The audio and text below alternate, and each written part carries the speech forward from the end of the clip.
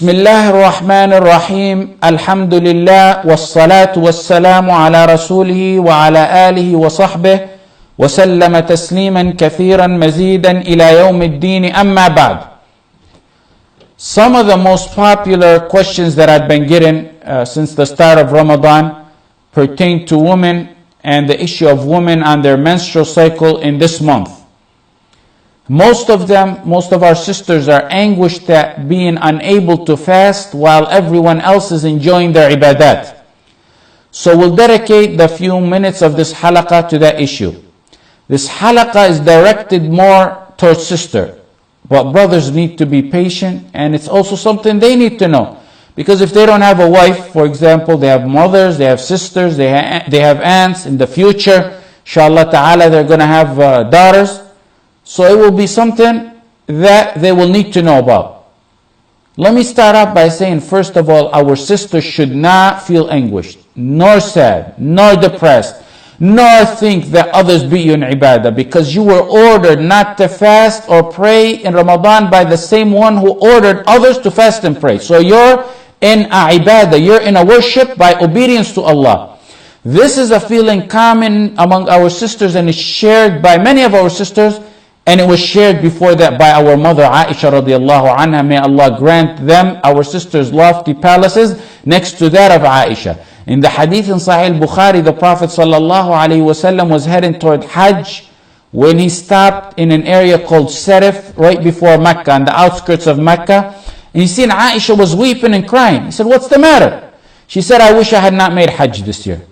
And the Prophet ﷺ immediately knew what she was talking about. So he asked her, "Maybe you got your menses or period?" And Aisha replied, "Yes." The Prophet ﷺ then comforted and consoled her. He told her, "This is a thing which Allah has ordained and decreed on all the daughters of Adam." After he comforted her, then he gave her the ruling. He said, "Do that which pilgrims do, except don't perform your tawaf around the Kaaba until you're clean." And pay attention to that statement, because we're going to refer to it a few times through this class. Do that which pilgrims do, except performing tawaf around the Kaaba until you're clean. So it's the feeling of agony our sisters go through of not being able to do significant special worships like the rest of the ummah in blessed times and in blessed situations. Rest assured, without a doubt, that any sister who truly, genuinely, sincerely was going to do a ibadah, such as fast and pray, both fard and nafil, yet the only thing that stopped her short of that was good in her monthly days, then she will get the full reward, inshaAllah, not a tiny bit less than if she had done it. Not a tiny bit less than if she fasted or prayed. إذا مرض العبد أو سافر. Listen to this hadith. إذا مرض العبد أو سافر كتب له مثل ما كان يعمل مقيما أو صحيحا. In Sahih Bukhari, the Prophet ﷺ said, if one gets sick or travels, he will get the same reward as he was when he was healthy and not traveling. He was deprived for a legitimate reason, so he'll get the reward. The reward continues on. A woman in her days is no different than that. You can take the hadith to mean, if a woman is on her menstrual cycle, she will get the same reward of deeds as if she had fasted. When one is deprived of ibadah because of something beyond their means, they will get the reward for deeds they missed out on, because it wasn't by their choice. The hadith mentioned if one gets sick, they'll get their deeds of ibadah they missed out on because they're sick. One who's on her monthly days is very similar, near identical to that. The common denominator is both can't perform their ibadah, and they can't perform it by force and not by choice. Ibn Hajar said this hadith applies to anyone who otherwise would perform a deed, yet is not able to continue for circumstances beyond their means. There's several ahadith indicating that if one is not able to perform worship due to circumstances not under their control, the reward of it will continue on. They will get the reward. Even in jihad, the Prophet ﷺ one time left in a barrel, and he left men behind in Medina. And he said, those men who didn't join us, told the people who went with them, not a step you took or a valley you crossed, except they'll get the identical reward as you, because they were held back for a legitimate reason. The point of all this is, don't feel sad, distressed, agonized. Sisters who do not do their ibadah are doing worship because Allah told them not to do so, and they will get the ajr insha'Allah ta'ala if they are sincere. The next point. Can a sister, a common question that I got pertaining to this, can the sister take a pill to delay her menstrual cycle? The simple answer is yes. Why? Because matters like these fall under the general rule in Islam of being halal unless proven haram. The only one I've read that considered it prohibited that I know of is Imam Malik. He considered it prohibited, but he also stated the reason is because it causes harm. And that's a totally different reason if it causes harm. In Al-Mughni, he quoted Imam Ahmad as permitting it. And likewise, Al-Shafi'i permitted it. And it's very clear it's permissible unless it causes harm. That's a totally different story. You have to do your study, you have to do your homework, and make sure it doesn't cause harm to you. In fact, I remember, let me tell you this, I remember when I was 10 years old, maybe 11 years old, wallahi, I remember I sat with my father in one of his halaqah in the Haram in Medina, Sheikh Atiyya Salam rahmatullah alayh, and he's mentioned the hadith that stuck in my mind about miswak, and one of the benefits about miswak. And I later read it in Musannaf Abdul Razzaq when Muammar said that Ibn Umar was asked, can a woman take medication to delay her menstrual cycle? And Ibn Umar said there's no problem, and he mentioned or recommended the soup or water of miswak. So they had this back in the days. What they did was bring a miswak, and you make sure it's arak miswak, the original miswak, the right main tree, and not similar close plants. They cut it into small pieces, boil it in a pot for what today would be about 10 minutes, and you drink it 2 to 3 times a day, starting on the day before you expect the menstrual cycle to begin. I'm not sure if that works with the miswaks we have now, because I label them as expired miswaks. The miswaks that I used to get in Medina, I used to buy them from sellers who would freshly cut them days before they sold them. And some types have a strong natural taste, a peppermint-like flavor sometimes that's so strong you couldn't even keep the miswak in your mouth for a few minutes. That's natural, not something they added. In another side issue, and I don't want to get distracted with it, but let me mention it. In the common mistakes during Ramadan article that was taken from our fiqh classes, I said, and I don't feel that toothpaste is even makruh. It's mubah actually, based on qiyas, analogy, because miswak is permissible throughout the day when you're fasting, even towards the late evening. It's permissible. And the miswak at times has a stronger taste than the toothpaste. So that was the rationale behind it. The miswaks we get here are outdated. Even if you buy them overseas, sometimes many of them are also outdated as well. Going back to our topic, I know that the soup of miswak was used in the old days as means for delaying the cycle. However, I'm not sure this day and age if these miswaks that come to us will have any effect because of how the timing since they were cut. They're old and they're, like I said, expired. It's worth a try, and if it works, let us know. We'll pass the word on. The next point, what can a woman do during these days? Well, she can do everything except fast, make salah, or make tawaf if she goes to Umrah, and she makes up her fast, but she doesn't make up her salah. She can do everything else. And what happens here is a problem. Some sisters think it's that time of month, they don't fast, so Ramadan's on pause, and they go sit in front of the TV and neglect these blessed days. That's the problem. You can't fast, yes. You can't pray, yes. But you're still in blessed days, and there's plenty of other ibadat to do. There's dhikr, that exert your energy in dua. You can recite the Quran, which will bring us to the next point. The next point is, can a woman recite Quran? And let me break it into two. Can she recite Quran, A? And B, can she touch the Quran? And both are disputed issues. Let's take number A. As to reciting the Quran from her memory without touching, there's a dispute on that, and the correct opinion is that which Ibn Taymiyyah states in his 22nd volume of the 21st volume of the Fatawa.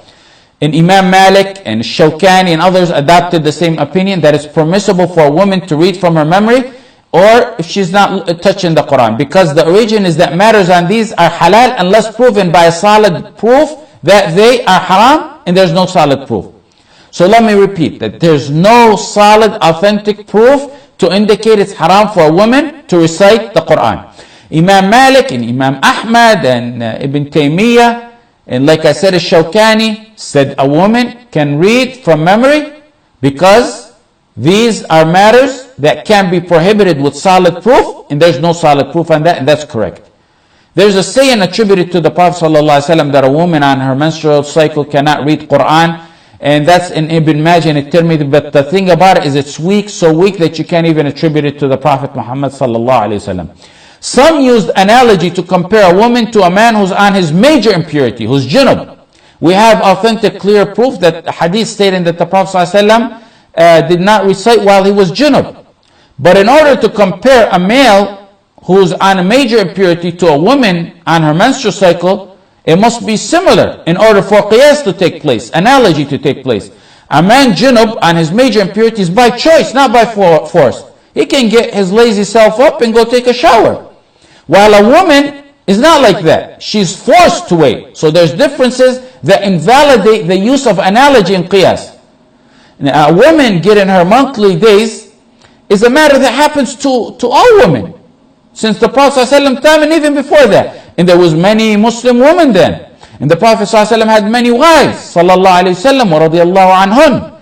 And they taught us the utmost deep details of the life of the Prophet ﷺ and their lives.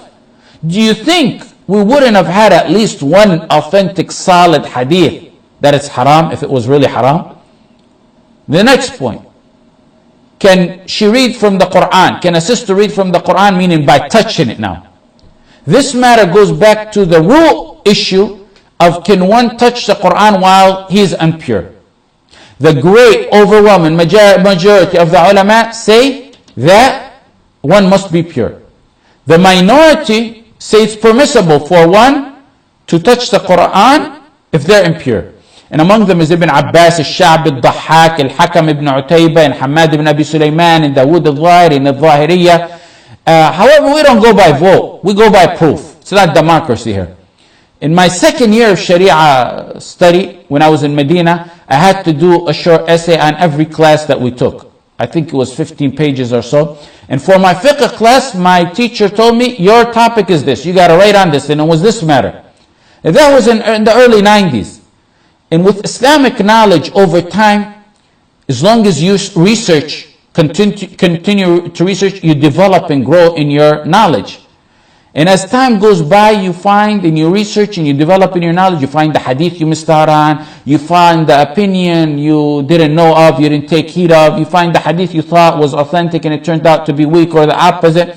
But since then till today on this issue, I stick behind the conclusion I put in the final sentence of my thesis. And I wrote in there, I said, on this matter, the conclusion is every explicit direct saying on this matter is not authentic. And that which is authentic is not explicit. Let me repeat. Every explicit saying on this issue, on this matter, is not authentic. And that which is authentic is not explicit. For example, there's many non-authentic hadith. But there's one that many use, which is a verse in the Quran. It's a verse in the Quran. لا يمس إلا المطهرون. It's on the tip of the tongue of the people who use this as proof. In the verses, a book none can touch but the purified. Ibn Abbas said this is the book in the heavens, the Lawh al-Mahfuz. It's not even talking about the Quran. It's referring to the angels and the preserved tablets in the Lawh al-Mahfuz, not us in the Quran. And even more so, the purified, the word purified in Arabic, you don't use mutahhar, except for those who are infallible. Me and you don't use that word for us. Even though it's similar to the word pure that we use. When we make wudu, we use mutatahir, not mutahhar. Mutahhar, mutatahir, not mutahhar. Mutahhar is for infallible like the angels. More so, when the Prophet told Aisha the first hadith that I mentioned to you, he said, do everything women do except tawaf and salah. Hajj, people read Quran. They touch it and they did it every single day, more so in Hajj of course. So why didn't the Prophet ﷺ tell her, and do not touch the Quran and do not recite the Quran? There's one authentic hadith however, لا يمس القرآن إلا طاهر. Al-Hakim and Ahmad and Malik and others said, no one touched the Quran but someone pure. But here طاهر could mean pure from kufr, not necessarily pure from wudu. إِنَّمَا الْمُشْرِكُونَ نَجَسٌ. The polytheists are impure. So that means the believers are pure. So it could mean here the purity of Islam. And there's other hadith that say, إِنَّ الْمُؤْمِنَ لَا يَنْجُسُ. A Muslim doesn't become impure. So it could be that as well. So it could be the impurity of Islam versus kufr. The hadith, this hadith was a letter written from the Prophet ﷺ to Amr ibn Hizam, where he was living in Najran among Christians. So maybe that the Prophet ﷺ was directing him not to let non-believers touch the pages of the Quran. So basically there's not explicit proof to prohibit it. And that which is explicit, it has other meanings. Entails other meanings. Putting the issue of haram and halal aside on this issue, on this matter, there's an issue of respect. In the Quran, the word of Allah needs to be respected. That's a different story. Even though I don't believe there's explicit authentic hadith saying that a Muslim must be pure to touch the Quran, I don't recall any time from when I was a little kid that I ever, while remembering, touched the Quran while I wasn't on wudu. Even though it's not a must, there's an issue of respect. ذَلِكَ وَمَنْ يُعَظِّمْ شَعَائِرَ اللَّهِ فَإِنَّهَا مِنْ تَقْوَى الْقُلُوبِ. Those who honor and sacred the obligations of Allah, that's better for them, and that's a sign of their taqwa. That's a sign they got great taqwa in their hearts. Some of the Salaf, like Ibn Umar, used to make wudu before touching the Quran. Others, out of respect, used to make wudu, go brush their teeth with a miswak, face the Qibla, and sit humbly with respect and recite Quran. Because this is the word of Allah. A sister may choose to evade this entire dispute and read the Quran with some kind of barrier. And that's permissible. Or she can go further and read from an iPhone and an iPad and a computer, because that's not considered a mushaf. The ruling doesn't apply on that. That's definitely permissible, because the ruling of a mushaf does not apply on that. The time is up. We'll conclude with this. Jazakumullahu khaira. Wa sallallahu ala sayyidina Muhammad wa ala alihi wa sahbihi wa sallam.